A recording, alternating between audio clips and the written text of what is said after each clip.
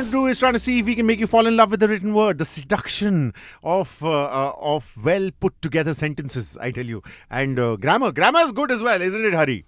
Yeah, grammar is always good. That's Hari Kumar, ladies and gentlemen, the man who's sort of taken a bit of an unofficial mantle of being the horror king in India as far as books are concerned. India's most haunted. You might want to read it because there's some fascinating stories there. Now, of course, he's out with a new book. It's called Daiva, and there's some wonderful blurbs, including one by Amish saying that it is spellbinding, which I think is a great thing to hear from anyone. But the whole name of the book is Daiva: Discovering the Extraordinary World of Spirit Worship, and this is actually focused. It's a geographically focused book, is it not, Hari? Yes.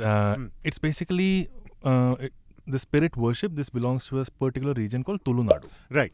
So Tulu, Nadu is in southern Karnataka and a bit of northern Kerala. Right. So this includes like 3 or 4 districts. That's all.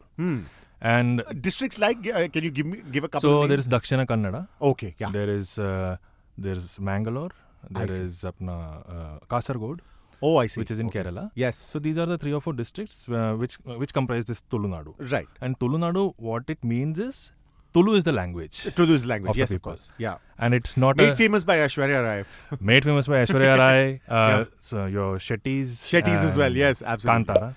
And of course the legendary Kantara, the movie, yes. Kantara, yes. the movie. There's a bit of a connection there as well, which is what we'll try and entice you with a little later. But for now, tell us about, this is literally about possessions, about the spirits and their power and the belief that sort of, runs like a thread through that whole region, is it not? So you want to tell us a little about that? So the belief is that just like you have your Grama Devatas and all in the northern part of the country, we have, so I come from a Tulu migrant background.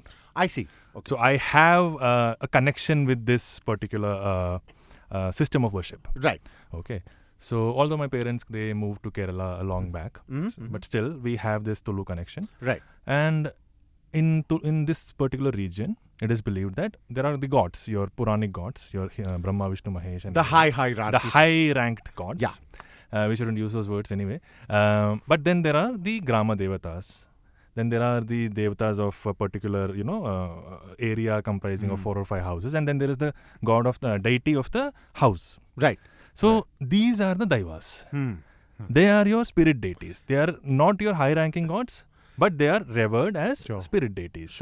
And these deities are accessible through a community of dancers. Okay.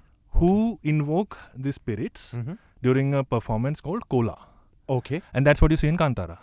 Right. The dance. Yeah, of course. Where Rishabh Shetty wears that yellow makeup. The mask and the makeup. The ending scene, if you remember. Of course. Yeah. Of course. So that grand scene. Right. So that's a Kola dancer.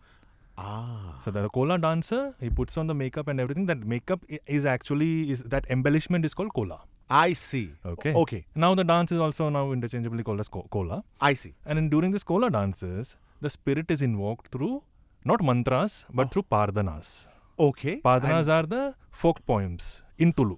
Mantras are always in Sanskrit. Yes, of course. Yeah. So this is in Tulu.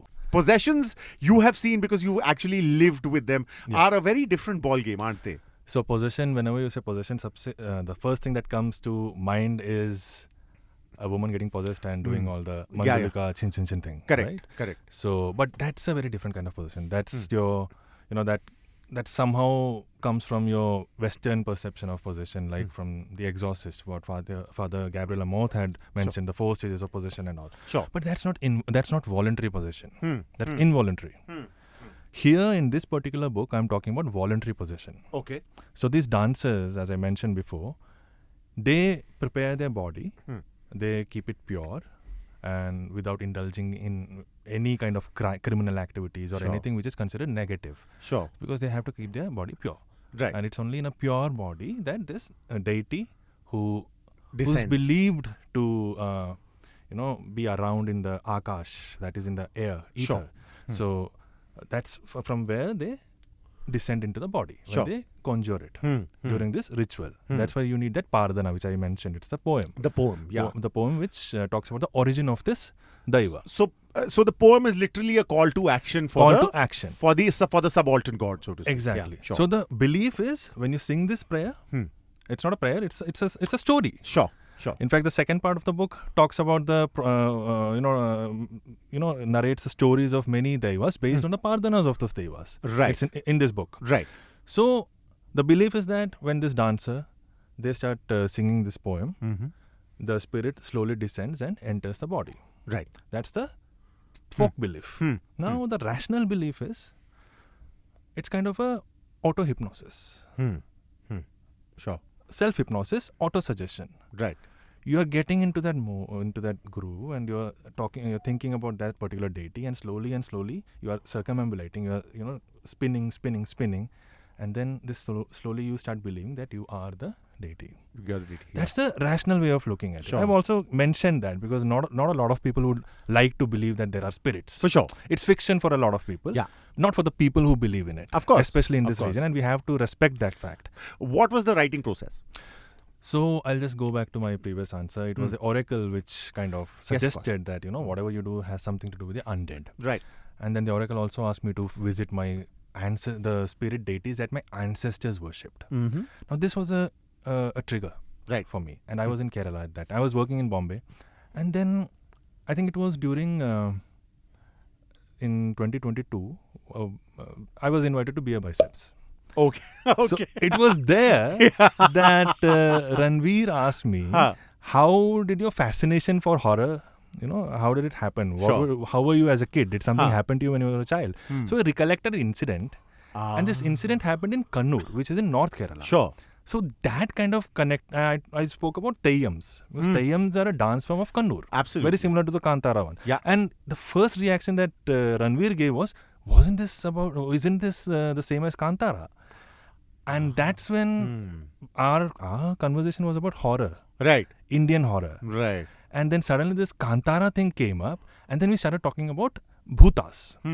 So my thing was, they're not bhutas, they're not ghosts. They're Daivas. And that kind of re-triggered everything.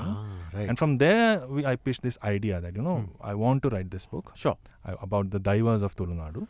And then you actually spent time with and then the pitch was approved and the project was commissioned, and then I set out to Tulu, Nadu. I spent like 2 months in the region trying to meet experts, scholars. So I think that's why this book is, whatever you read now, it has my perspective, it has a rational perspective, absolutely, and it has the people's perspective as well. Yeah.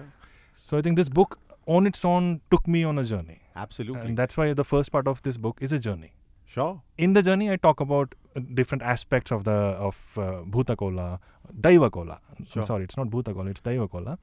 And all the possession, the rituals involved. Sure. Not like a thesis, but in the form of a journey. Yeah. As a journey. And you could take the journey as well. It's called Daiva, Discovering the Extraordinary World of Spirit Worship. Read without judgment. I mean, judgment is a very cheap price to pay for knowledge. So probably a good idea to read without prejudice and see what you feel, because there are stories that become part of our lives. So maybe, just maybe, you might want to turn the pages. It's available in brick and mortar stores and online as well. Hari, as usual, this has been very enlightening, and I am halfway through the book, and it's an incredible book to read for me, of course. So congratulations on Thank you so much. Another effort that comes from the heart, which is big. And of course, we're going to take a short little break. But before that, I will remind you that if there's anything you want to ask Hari, the Hari Kumar is where you find him. Sarthak from Radio is where you find me, and we are headed for a break and then coming right back. So stay, okay? 94.3 Radio 1.